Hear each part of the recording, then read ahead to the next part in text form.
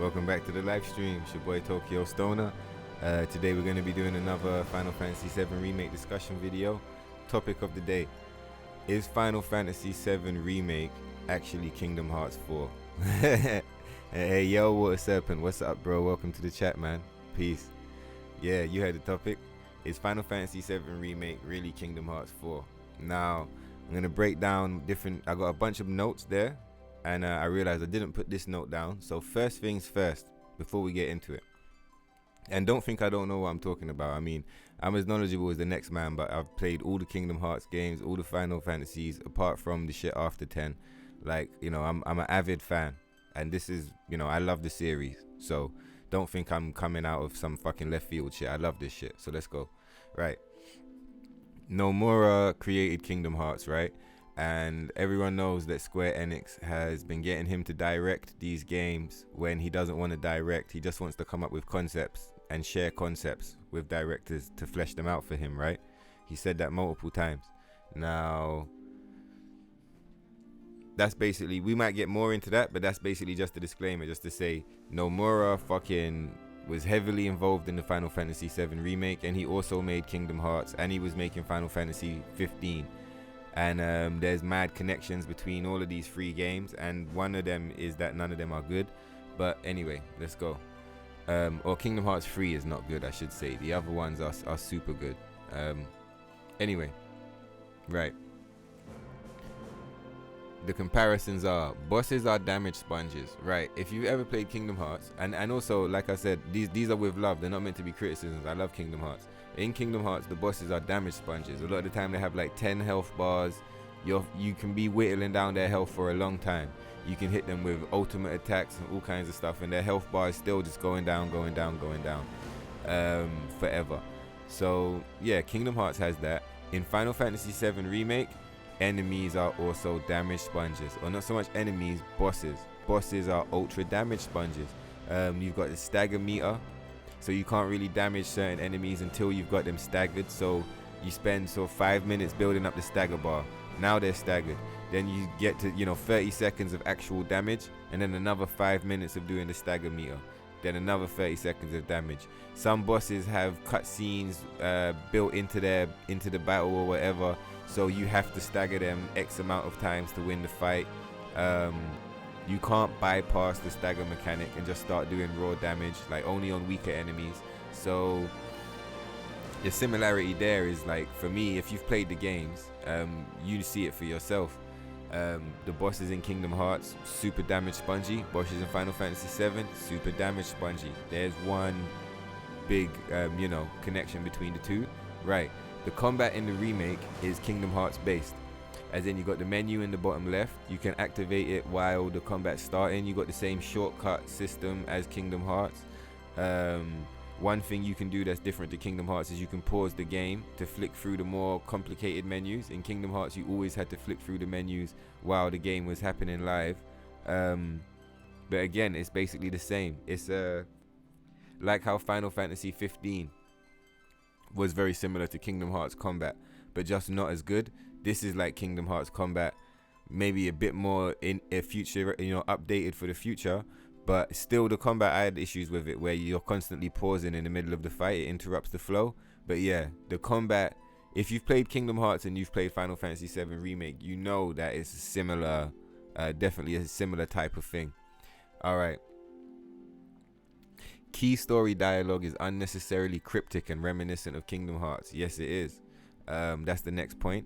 In the remake, for the most part, the dialogue is straightforward, because the game's got a lot of straightforward stuff going on. But there's a lot of conversations with Aerith, and there's a specific conversation with Sephiroth at the end of the game, at the very end of the game, where he's talking about 7 seconds and, how much time is left until the end. And it's very much feels like Kingdom Hearts. Even Cloud sort of says half a sentence and pauses. He's like, and then?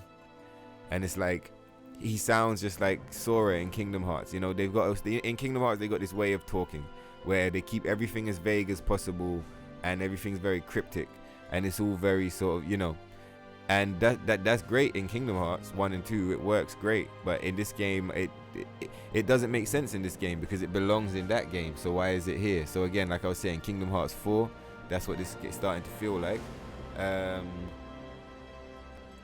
There's a giant Heartless as a boss fight in the remake. At the end of the game, you get to fight a giant Heartless.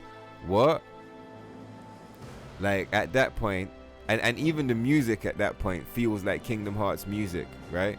Then you fight these 3 motherfucker ghost things who transform into a Bahamut, and that felt very Kingdom Hearts. Then you defeat the Bahamut, they separate again, and then you fight the big giant Heartless again.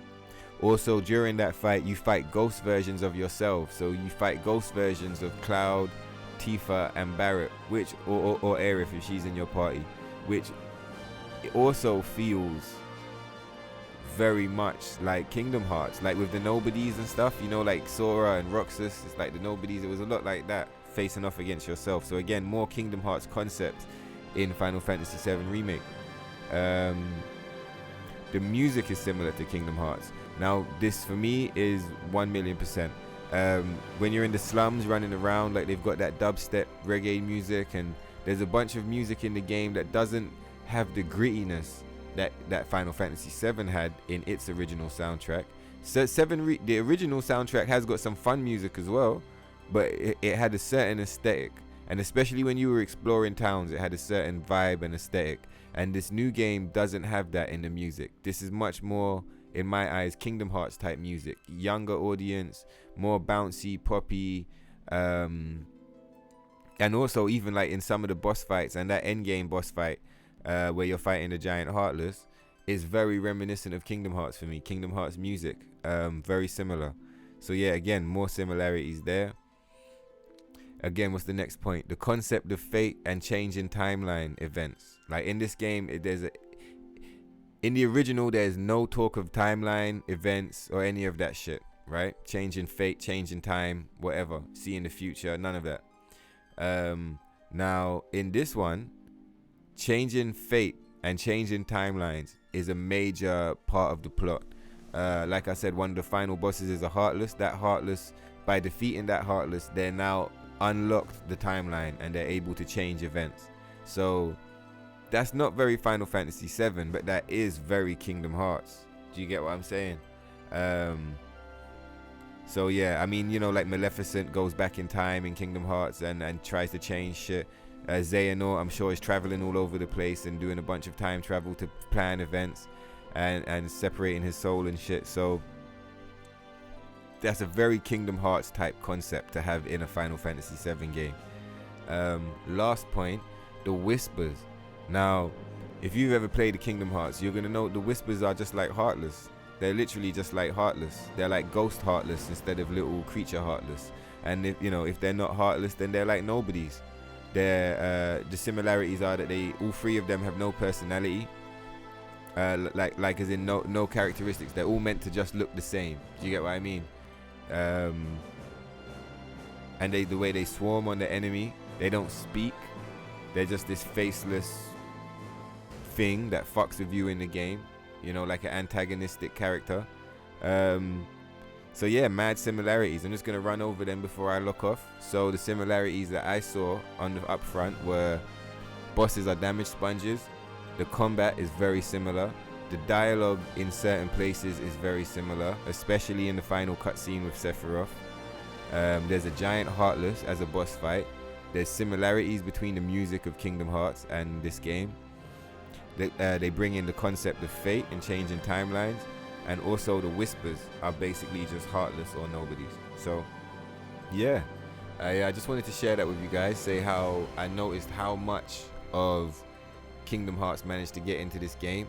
That's why in the beginning I mentioned Nomura and his connection to this game in Kingdom Hearts, and how maybe he's always got cool ideas, but he's even said himself he's not really the best at directing.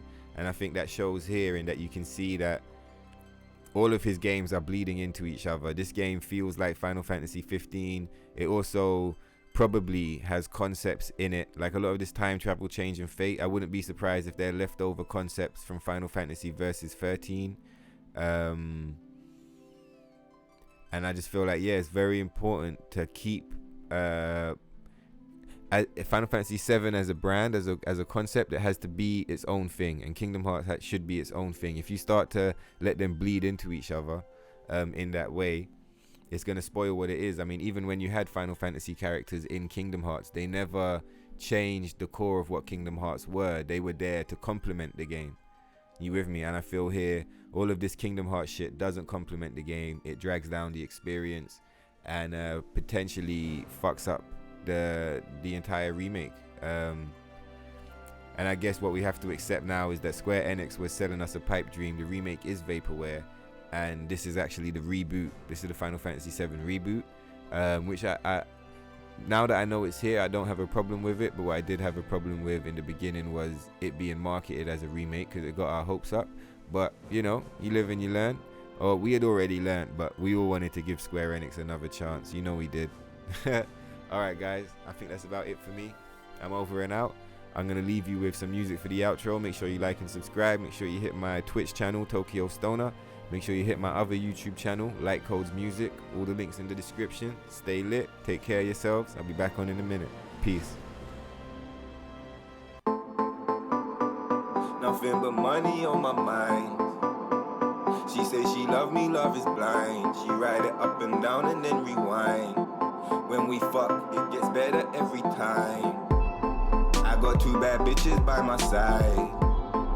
I tell my ops don't even try. Anytime I lift, I let it fly. Come down and put 2 spirits in the sky. Hit your block and put some spirits on the floor. Niggas know I got a lot, but I need more. Nowadays, all my guap is kept offshore. Stash box, I got a couple keys of raw. Whoa, the weed is Arabian, burning it down like a Sabian. I'm coming down to the stadium, rolling with angels and aliens. There's only real ones in my radius. Everyone here know my alias. I'm coming down to the stadiums, rolling with angels and aliens. She take it straight to the face, laughing all of the way to the bank. Pardon, I take it straight to the face. Pull up and parking, jump out the spaceship, step over your carcass. When you look around, you see killers and carnage. My niggas is Martians, yeah, we live and die by the stardom. Even when we're in the darkness, you know we stay lit regardless. All of your bitches, they love me. All of your hatred is harmless. Only the gods can judge me, yeah. Even when we're in the darkness, you know we stay lit regardless. All of your bitches, they love me. All of your hating is harmless.